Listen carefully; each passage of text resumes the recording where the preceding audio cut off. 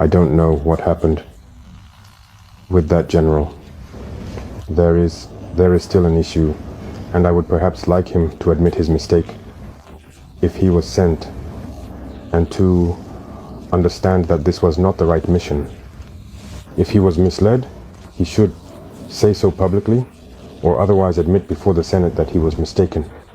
Or also, if it was done with bad intentions, well, we will confront him as we should, because everything he said is a lie.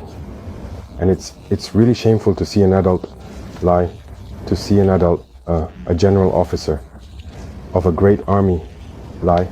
It's very serious. First, he talked about Burkina's gold being used for what? For us to protect ourselves and all that. First of all, it's Burkina's gold, it's not his gold. That's the first thing.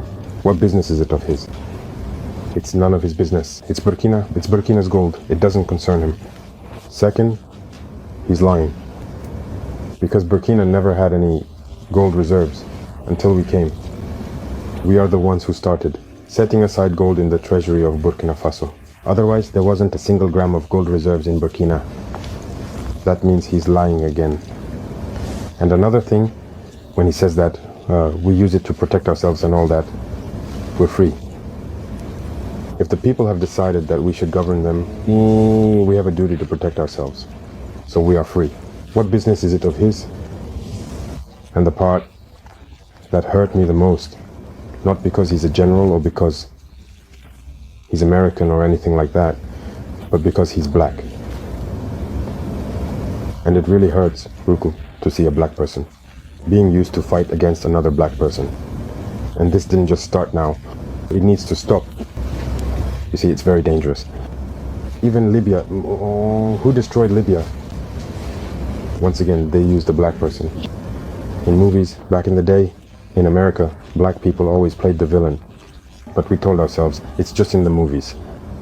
But why do black people have to keep playing the bad guy? And I think that if he heard this interview, he should look at himself in the mirror, feel ashamed, come out and say, well, I was given a false report. Since it was said publicly, it needs to be corrected publicly. That's how we see it. We're no longer engaging in diplomatic hypocrisy, as we like to say. African youth have understood, black youth all over the world have understood. This kind of manipulation doesn't work anymore. That's how it's always been, using false pretexts in hopes of achieving other goals. It doesn't work anymore.